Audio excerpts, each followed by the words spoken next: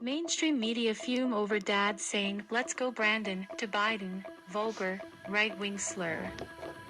Media pundits spent much of Christmas weekend berating a father who yelled, "Let's go Brandon," at President Biden on Christmas Eve. President Biden and First Lady Jill Biden took part in a Santa Tracker event with NORAD officials on Friday to speak with callers tracking Santa Claus for Christmas.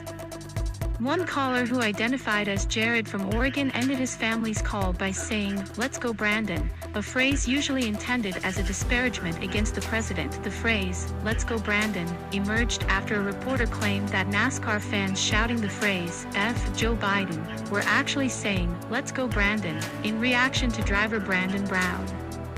It has since become a media sensation to mock the president, and media reporters who slam Biden. Critics-Mainstream media journalists have since treated the phrase as vulgar and vitriol, going so far as to compare people who use the phrase to ISIS sympathizers. The pattern continued after reporters identified the man as Jared Schmeck, a former Oregon police officer who has since insisted that the phrase was made in a joking manner. Some outlets, however, appeared to disagree, with titles like NBC's "Parent Uses Right-Wing Slur During Biden Call with NORAD Santa Tracker," and ABC's "Father Uses Vulgar Insult During Holiday Call with President Joe Biden." Slate also referred to the phrase as a right-wing slur in describing the situation. What has become a traditional White House holiday call with children tracking Santa Claus took an awkward turn this year when one father used the opportunity to insult the president using a slur that has become popular in right-wing circles, Slate wrote. CNN was particularly harsh against Schmeck in their reports. CNN White House correspondent Jeremy Diamond tweeted, "If you think it's appropriate to tell someone, anyone, really, to go F themselves after they gave your kids the time of day on Christmas Eve, it says a lot more about your personal character than anything else. That is all."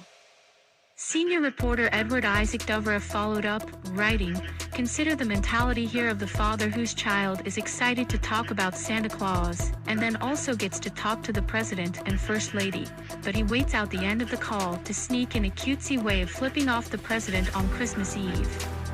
During an on-air segment, The Atlantic's Ron Brownstein went as far as to claim the phrase was a form of insurrection.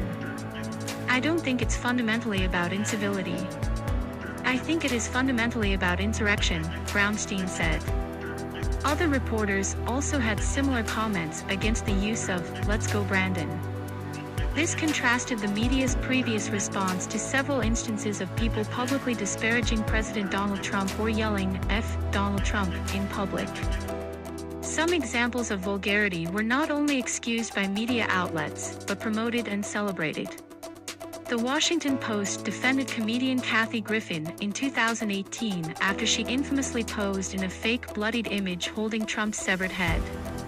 That same year, the New York Times published an assassination fantasy account of Trump being killed by a Russian assassin.